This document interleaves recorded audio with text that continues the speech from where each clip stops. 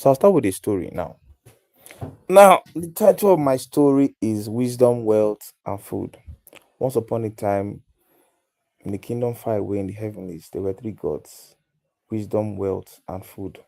And then they asked themselves a question: what is man's greatest problem? Wisdom said man lacked wisdom, wealth said man lacked wealth, food said man lacked food. So they all came down to earth to find out what was really the cause of man's problem. The first person they came across was a beggar. And they asked him, "Dear sir, which would you prefer, wisdom, wealth, or food?" And then he said, "Surely, if he's given food, he will be content." And then food said he will not stay. And then wealth said, if food does not stay, he will not stay. And then wisdom said, if wealth does not stay, he will not stay. And they all left the beggar and moved down a river bank and came across a woman, an old woman. And then they asked her, "Dear madam, which would you prefer, wisdom, wealth, or food?"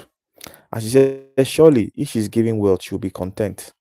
And then food said he will not stay. And then wealth said, if food does not stay, he will not stay. And then wisdom said, if wealth does not stay, he would not stay. And they all departed. And then they came across a farmer after the river bank. And they asked him, "Dear sir, which would you prefer, wisdom, wealth, or food?" And then he said, "Surely, if he's giving wisdom, he will be content." And then food said he will stay. And then wealth said, if food stays, he will stay. And then wisdom said, if wealth stays, he will stay. What's the moral of the story? If you have wisdom, you have everything. The title of my will I call it heart to heart conversation today is about how to um how to follow your purpose, right, in life. What are those things that you are gifted in that other people are not? But you know that you have this special, gift. Now, I think one of the things you have to look at first is look at those things that you are gifted at, that those things you find easy to do that other people might have had to do. Things you can do, or like you can do it without a second thought. There are people that are gifted differently, and also unique. And I also discovered something too, that given the fact that you are gifted in something, yeah, it does not guarantee you succeeding unless you have found a way to commercialize whatever gift God has given you. I don't know if you're conversant with the parable of the talents, when Jesus Christ said the parable, when he gave somebody were giving five, some were giving two and one. And remember what the Bible said, all were given based on their capacity. The person that was giving five, what happened when the master traveled? He multiplied it and made it double. The next person that was given to, he multiplied it and made it double. And the other one that was fearful, what did he do? He went to and buried it on the ground so he doesn't displace it. When the master came back and asked them to give account of what he had given them, and then the one with five multiplied it and made it 10. The one that was given two multiplied it and made it 4. The one that was given one already prepared in his mind the excuse he was going to give for not meeting up with that, you know, with that conversation. And what happened? The person now found out that he was in trouble because why? He was not able to meet up with. He had an excuse in his heart that he was going to say, and that excuse now was not going to be bought. You understand? Oh, hi, hi. So I'm just sharing heart to heart on how to follow your purpose in life. The one was now given an excuse for the reason why they could not, meet up. But at the end of the day, what happened? He could not meet up, but he ended up finding out that the excuse that he gave was not going to be taken, you know, by the person that he was going to complain to. And then the person used the exact words he used against him. Now, what am I trying to say in essence is that sometimes in life, I've discovered that true success, comes from a process. We are looking at the process first of desiring. And I don't know if you have observed over time that your goals change over time. When you were probably in primary school, there were certain goals that you had. You now find out that when you have achieved that goal, let me give a simple example now. Maybe you already said that by the end of this month, I'm going to buy myself maybe, um, I'm going to buy myself a new book now. Like you want to read a new book. Now, if you observe, by the end of that month, by the time you buy that book that you say you're going to buy at the beginning of the month, you now find out that you are fulfilled. But guess what? You have also achieved a goal, and that goal gives birth to other goals. Sure, you get. That's the funniest reality about it. Then I discovered another thing again is that sometimes the rich are where they are because there are certain things the rich do. I think one of the things they do basically is delayed gratification. They are very good at it.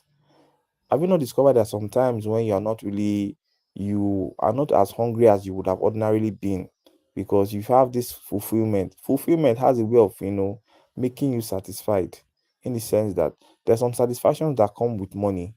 There's some satisfactions that come with having a level of achievement in your life. Let me give an example. Somebody that wants to achieve maybe a particular goal and say, okay, by the end of so and so year, I want to achieve X amount of thing. By the time the person is going through that pain, the person doesn't see it as pain anymore. The person sees it as discipline to achieve that goal they want to set for themselves. You understand?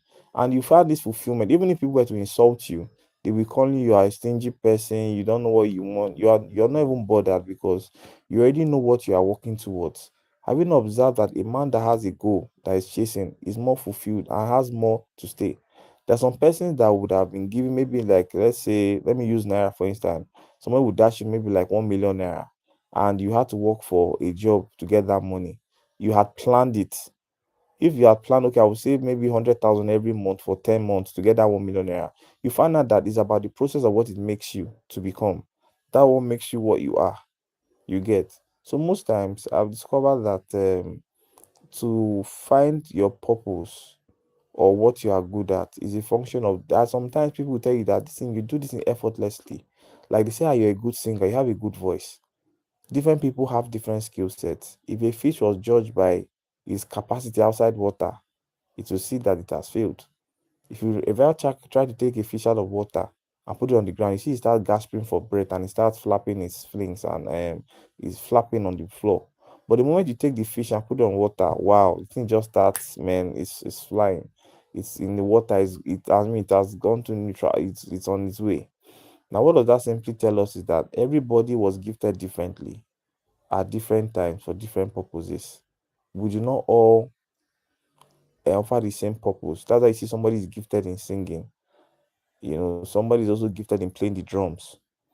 Somebody is gifted in different things. You just get different inspiration from different places. And I discovered another thing again that you do not necessarily have to have one particular mentor for everything.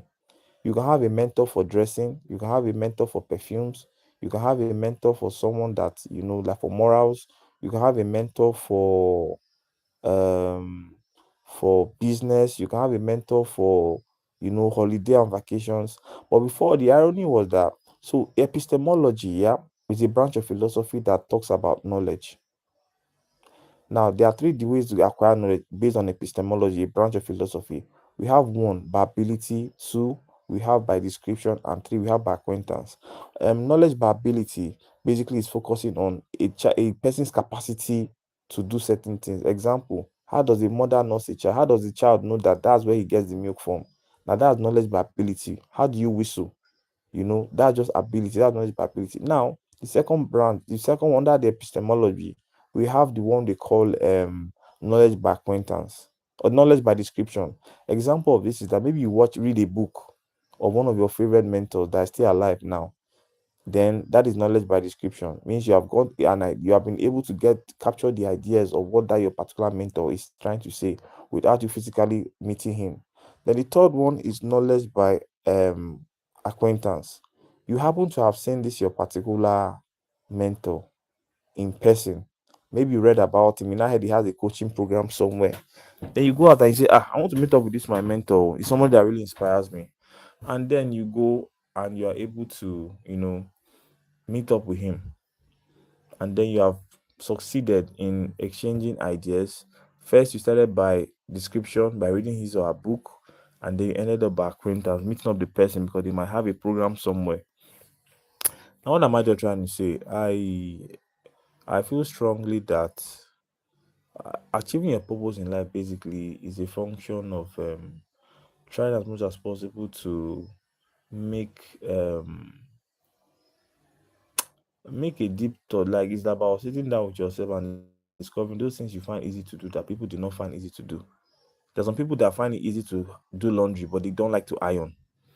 And there's some people that can iron but don't like to do laundry. The life is a very, very diverse and dynamic place. So I would just implore all of us, to to look within, look inward, and look at those things that we are good at. And don't always play yourself down. I discovered that most times the most talented people are the ones that feel they do not have any talent at all because they did not see the value in what they do. They do things they have free of charge instead of them to look at the value in what they have to offer. Many persons feel they don't have anything to offer, which is a bloody lie. Because at the end of the day, the way the life is structured is that everybody is uniquely gifted in something. There's nobody that came to this world without a gift. The only thing is the ability to be able to identify that gift and use it for the good of humanity. If you liked the video and you found it informative, please do not forget to share, like, and subscribe. My name remains Charles Molame, also known as the Masters of Games. If you want to look at my previous episodes of Masters of Games, you can do that. I just thought about sharing a live video today so that we could, rub minds and see how, just letting you know that you're special and then there's something unique about you. Just look within and you'll find it. Cheers.